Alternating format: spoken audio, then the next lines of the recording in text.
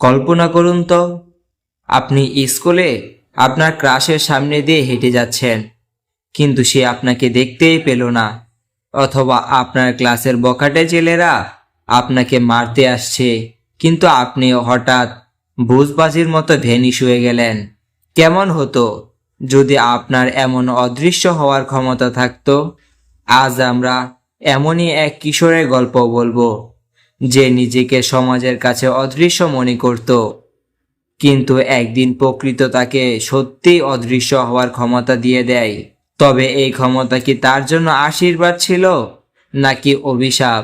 আজ আমরা এক্সপ্লেন করতে যাচ্ছি Italian superhero movie the invisible boy. গল্পের নায়ক মিশেল। সে ইতালির একটি সুন্দর শহরের অসাধারণ এক ছেলে, কিন্তু তার জীবন মোটেও সুন্দর নয়। স্কুলে তাকে সবাই লুজার মনে করে। সে মনে মনে স্টেলা নামের এক মেয়েকে পছন্দ করে, কিন্তু সে এতটাই লাজুক যে কথা বলতে পারে না। সবচেয়ে বড় সমস্যা হলো স্কুলের সিনিয়ররা তাকে প্রায়ই মারধর করে। মিশেল সবসময় ভাবতো, কেউ যদি তাকে না দেখতো তবে সে এই অপমান থেকে বাঁচতে পারত। তার এই অদৃশ্য হওয়ার ইচ্ছা থেকেই গল্পের মূল ঘুরে। হঠাৎ একদিন হ্যালোউইন পার্টিতে যাওয়ার জন্য মিশেল একটি সস্তা চীনা কস্টিউম কিনে। সে ভেবেছিল এই পোশাকে তাকে হিরো লাগবে, কিন্তু উল্টো সবাই তাকে নিয়ে হাসাহাসি করে। অপমানে জর্জরিত মিশেল সে রাতেই মনে প্রাণে চেয়েছিল যেন সে অদৃশ্য হয়ে যায়। পরের দিন সকালে ঘুম থেকে উঠে সে যখন আয়নার সামনে দাঁড়ায়, সে যা দেখে তাতে তার কলিজা শুকিয়ে যায়। আয়নায় কোনো প্রতিচ্ছবি নেই।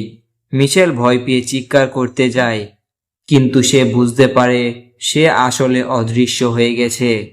মিশেল যখন বুঝতে পারল কেউ তাকে দেখছে না, তখন সে তার ক্ষমতার পুরো সদ্ব্যবহার করা শুরু করলো। ও অদৃশ্য হয়ে স্কুলে গিয়ে ইভানকে এমনভাবে ফাঁসিয়ে দিল যে শিক্ষক ওকে বকা দিতে বাধ্য হলেন। পরীক্ষায় ভালো নম্বর পাওয়ার জন্য ও সবার অজান্তেই খাতা বদলে ফেলল। ব্রান্ডোকে টেনিস কোর্টে নাজেহাল করে ওর দীর্ঘদিনের জমানো রাগ মেটাতে শুরু করলো। কিন্তু সুপার পাওয়ার মানি তো আর শুধু আনন্দ না। একদিন অদৃশ্য অবস্থায় মিশেল মেয়েদের লোকাল রুমে উকি দিতে গিয়েছিল। সেখানে হঠাৎ একটা তোয়ালে ওর গায়ে উপরে পড়তেই ওর অদৃশ্য হওয়ার শক্তি কমতে শুরু করে এবং সবার সামনে ধরা পড়ে যায়। যদিও বিষয়টা খুব লজ্জার ছিল। এদিকে বাড়িতে আরেক কাণ্ড।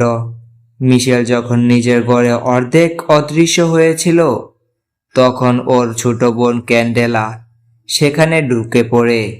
ক্যান্ডেলা ওর পায়ের পাতা ছাড়া আর কিছুই দেখতে পাচ্ছিল না। ও ভয় পেয়ে চিল্লানো শুরু করলে মিশেল ওর মুখে চেপে ধরে সব বুঝিয়ে বলে।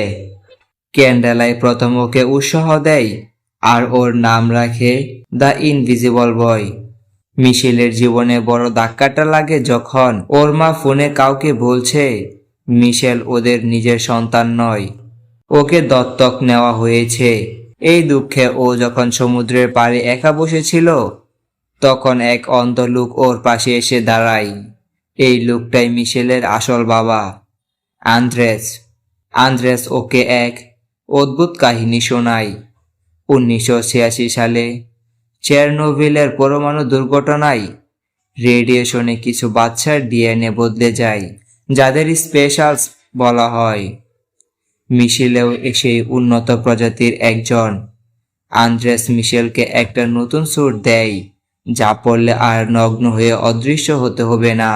শহর থেকে হঠাৎ বাচ্চাদের নিখোঁজ হওয়া বেড়ে যায়। মিশেল লক্ষ্য করে স্কুলের সাইকোলজিস্ট বেসিলির হাতে ভ্যান্টেজ। ও বুঝে যায় বেসিলি আসলেই ভিলেন। এরপর যখন মিশেলের ক্রাশ স্টেলাকে কিডন্যাপ হয়, তখন মিশেল আর ঘরে বসে থাকতে পারে না। ও অদৃশ্য হয়ে একটি গোপন জাহাজে পৌঁছে যায় বন্ধুদের বাঁচাতে। জাহাজে গিয়ে মিশেল দেখে ওর বন্ধুরা খাঁচায় বন্দি। ও তাদের উদ্ধার করতে গেলে ঘটে সবচেয়ে বড় টুইস্ট। স্টেলা হঠাৎ মিশেলের দিকে বন্দুক তাক করে বসে। এ দেখে মিশেল তো আকাশ থেকে পড়ল। পরে জানা গেল ক্লদিও নামের এক ভিলেন, যার ক্ষমতা মানুষকে স্পর্শ করে হিপনোটাইজ করা, স্টেলাকে নিয়ন্ত্রণ করছে। ক্লদিও মিশেলকে জানায় ওর আসল মা ইয়েলেনা মারা যাননি, তিনি এই সংস্থার নেত্রী এবং তিনি মিশেলকে ফিরে পেতে চান। এক বিশাল লড়াই আর বিস্ফোরণের পর মিশেল সবাইকে বাঁচিয়ে ফেলে, কিন্তু ওর বাবা আন্দ্রেস জানতো এই ক্ষমতার কথা জানাজানি হলে মিশেল বিপদে পড়বে। তাই ওর শক্তি দিয়ে পুরো শহরের মানুষের স্মৃতি থেকে গত কয়েকদিনের সব ঘটনা মুছে দেয়। ইভান, ব্রাডো, এমনকি স্টেলাও ভুলে যায় মিশেল একজন সুপারহিরো ছিল। মুভির একদম শেষে দেখা যায় মিশেলের মা ইয়েলেনা একটি লেবে বসে হাসছেন, কারণ তারা মরক্কোতে মিশেলের এক যমজ বোন নাতাশার খোঁজ পেয়েছে। অর্থাৎ মিশন কিন্তু শেষ হয়নি, সামনে আরো বড় ধামাকা আসছে।